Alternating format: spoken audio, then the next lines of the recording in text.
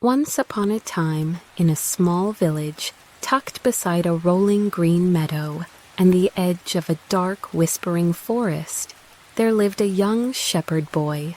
Every morning at dawn he climbed a gentle hill overlooking the flock of white sheep, and every evening he guided them safely home. Though the meadow was bright and the skies were wide, the boy grew bored by the quiet routine of watching sheep day after day. One afternoon, when the sun lay low and the village cottages glowed in warm light, the boy glanced down the hillside and saw a few villagers working in their gardens. A mischievous thought brightened his eyes. He cupped his hands around his mouth and shouted at the very top of his voice, "Wolf! Wolf! A wolf is chasing the sheep!" Startled by the cry, the villagers dropped their tools and came running. They hurried up the hill with sticks and farming forks, ready to drive away the wolf. But when they arrived, they found only the boy laughing at their alarmed faces. "There is no wolf," he chuckled, stepping aside so they could see the peaceful flock grazing on soft grass. One gardener crossed his arms and said sternly, "Do not cry wolf when there is no wolf." The others nodded, and with shaking heads, they made their way back home, muttering that the boy had played a trick on them. The next morning the boy returned to his shepherd's watch. The meadow felt quiet, and the breeze carried only soft bird song. Yet his memory of the villagers' rush gave him a small thrill.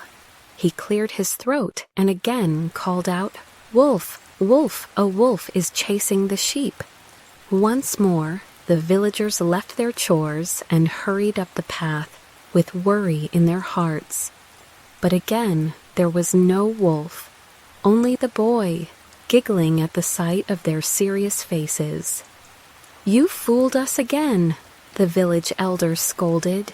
"If you call wolf when there is none, we will not believe you when danger truly comes."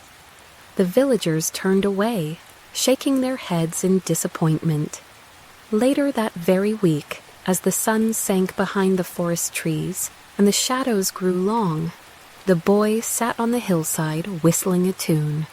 He watched his sheep nibble tender grass near the forest's edge. Suddenly, he caught sight of movement.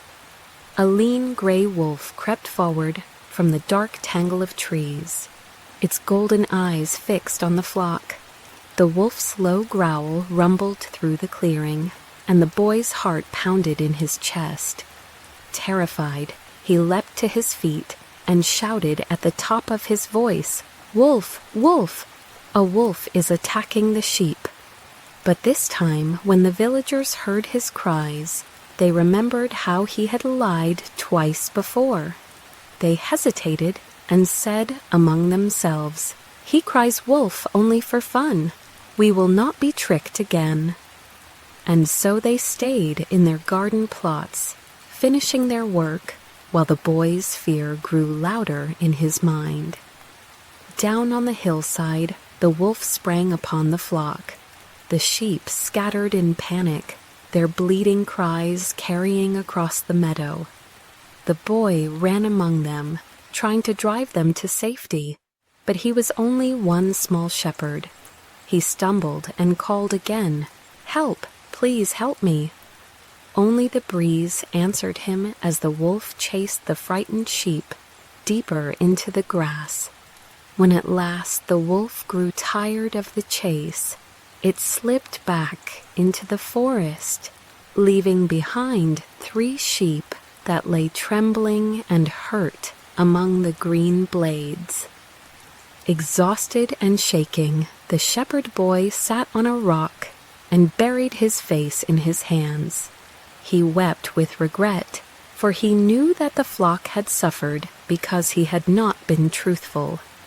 After a while, the villagers, concerned about both the sheep and the boy, decided to climb the hill and see why he had not returned at dusk. they found the boy in tears beside the wounded sheep.